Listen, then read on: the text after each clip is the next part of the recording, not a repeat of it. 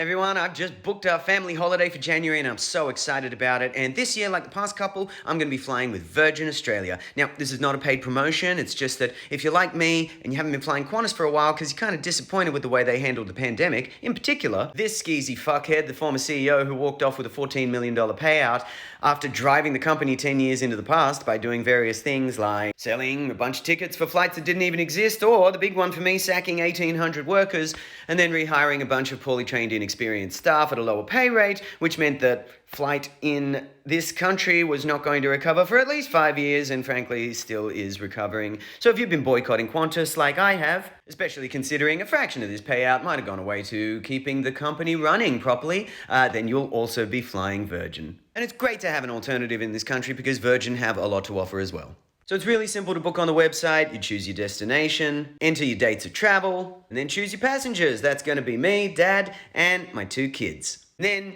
you wait about 90 seconds here while the page loads, and then you just choose your flight and your fare. So the options they've got the flex fare, which obviously $460 each way, but it comes with a lot of things that you can choose and lots of flexibility because that's why they call it flex. Or if you don't need all those extras, you can get the light fare, which is, as you can see, $215 cheaper, so great saving there. You don't have the same perks like the checked baggage. You can pay extra for it though, same as choosing your seat. There's a mid-range, which is the choice fare, where you do get the baggage and choosing your seat. And of course, there's business, but I find that a needless expense. And also, as someone who has flown business and grew up wealthy and has had the misfortune of being surrounded by wealthy people for a lot of his life, I would sooner not sit around them. So since I'm the adult on the trip, I'm the one who needs the baggage, so I select this option, and then I'm going to select this one for the kids.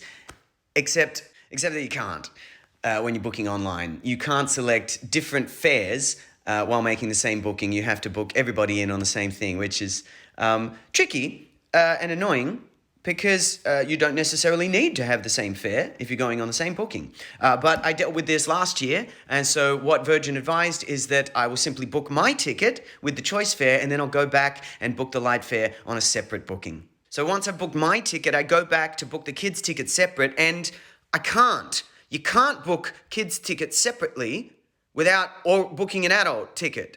So it's almost like they're forcing you to get the same fare to pay for things you don't need. So you have to call them just so that you don't have to pay an extra $430 for a baggage allowance you don't need because you're going on a week-long holiday in the summer where you'll mostly be wearing swimmers. So 70 kilos worth of baggage is kind of overkill. So once you've booked your fare and chosen your seat, you call them up, and over the phone you can book the 2 light fares. And you ask if your children can sit next to you, and they'll say yes, but only for a $12 fee per ticket for a total of $24. And you'll say, no, I'm not going to pay that.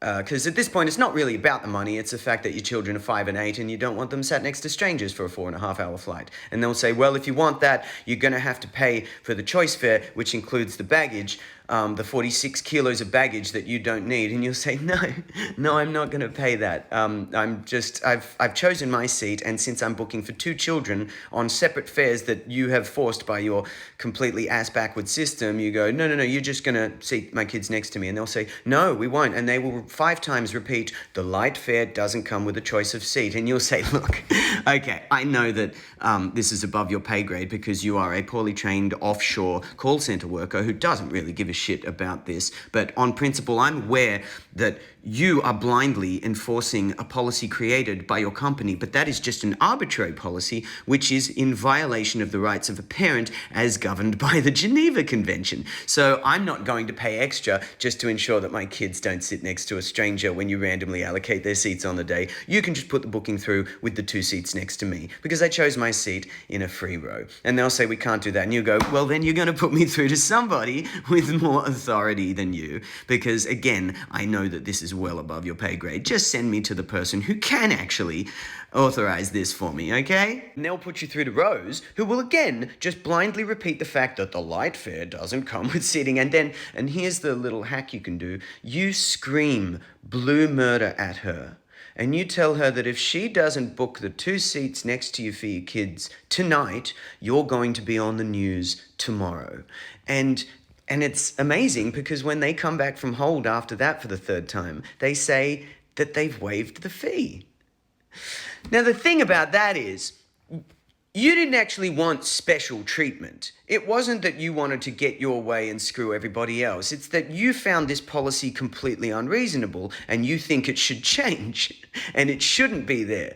And there is a universe in which a fifth option of fare exists, which is the family booking, where you get to choose your seat, choose your children's seat, book it all on the same fare without paying an extra $430 for baggage you don't need, or an extra fee just to ensure that your kids aren't set next to somebody because they're 8 and 5 years old at the time of travel. And it just deepens your general frustration with the entire world because you realize very little has changed since feudal war times because there are pawns, people with terrible quality of life who are basically cannon fodder who have to enforce the will of the people who actually made these decisions. Guys like this, the CEO, who should be the one responsible and frankly gets paid enough to have to endure me screaming at him instead of the person who doesn't get paid enough for it, who is the one I have to convince that they have a very flawed and ass-backward policy. Same as this guy, this lady, and this guy. And oh my god, that's not what this video was about. But have you ever seen a whiter board? I mean, did any of you look around the table and just think something's missing here?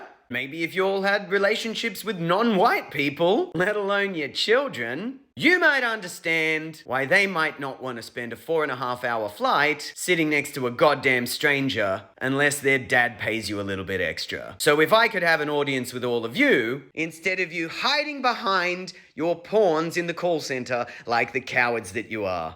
And if you need more money to fix a problem like that, I reckon 10% of your salary would probably do it. And it will be yet another moment of your life where you will discover that your rage does not require management, but it is in fact righteous and purifying like a sword held by an angel. You are untethered and your rage knows no bounds, but it actually got the result. And of course, if you weren't living in a pretend country that was ruled by a couple of mining billionaires, then you would have had high-speed rail built in your lifetime that would connect all the Australian capitals. But alas. So yeah, really excited about flying Virgin and going on a family holiday and getting to sit next to my 8 and 5-year-old children. Thanks, Virgin.